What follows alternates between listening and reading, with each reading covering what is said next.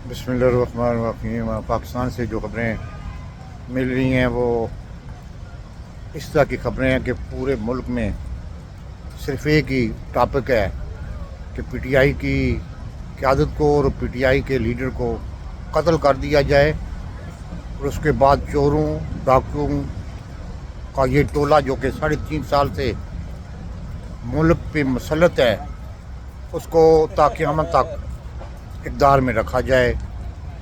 और पाकिस्तान की तारीख़ में कभी ऐसा नहीं हुआ कि 6 सितंबर और 7 सितंबर को जो हमारे शुहदा ने सिपाही से लेकर ब्रिगेडियर कर्नल तक जिन लोगों ने कुर्बानी दी थी, आज उनकी कुर्बानी को बाजवा, नदीम अंजम, आसम मलिक और मौजूदा चीफ ने पुष्ट पे डाल के उस नैरेटिव को जो कि अवाम को दिलों को छूता था वो ख़त्म कर दिया है। आज पाकिस्तान की अवाम आर्मी से नफ़रत करती है, जर्नैलों का नाम सुनने के लिए तैयार नहीं है।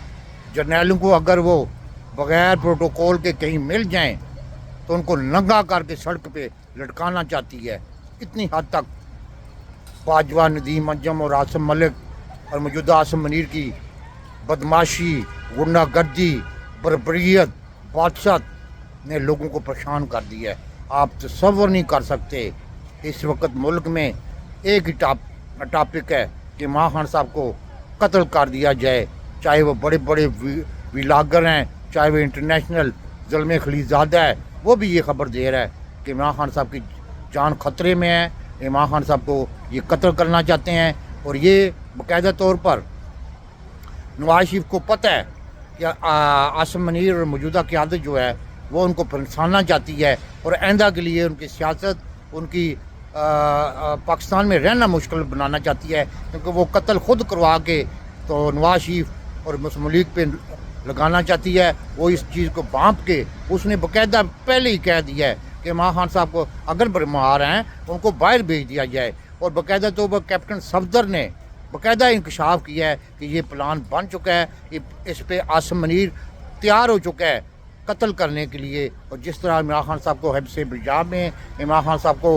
बाकायदा तौर पर टार्चर किया जा रहा है, बाकायदा तौर पर इंसुलिन जो कि सबब बनती है हार्ट अटैक की, और उनके पानी में जो गंदा पानी दिया जा रहा, उसका मकसद ही यही है कि इनको यानी कि पागल कर दिया जाए, इनको उस स्टेज तक पहुँचा दिया जाए जिस स्टेज से इनकी वापसी नामुमकिन हो जाए।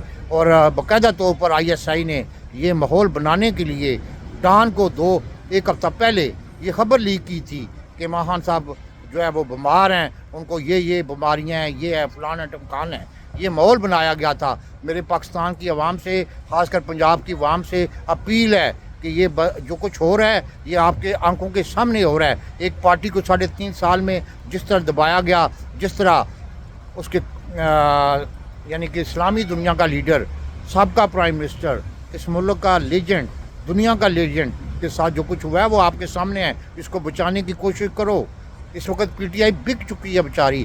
पीटीआई के पास कुछ भी नहीं है, क्योंकि वो उन्होंने अपनी जान, अपने बाल बच्चे, अपने कारोबार बचाने के लिए वो बाकायदा तौर पर ISI की के कहने पे जो कुछ कर रहे हैं वो सब आपके सामने है। इसलिए मेरी गुजारिश है और मेरी अपील है पाकिस्तानियों से, आंखें खोलें। ये काम अब इंटरनेशनल लेवल तक फैल गया है कि इमरान खान साहब को कत्ल कर दिया जाएगा। न्यू जर्सी के टर्न पाइक पे जो तकरीबन 2-3 लाख गाड़ियाँ गुजरती हैं, वहाँ बिल बोर्ड भी इमरान खान साहब की रिलीज़ का लगा दिया गया है। आप देख सकते हैं कि कितनी उसकी यानी कि इंटरनेशनल लेवल पर और उसकी फॉलोइंग है।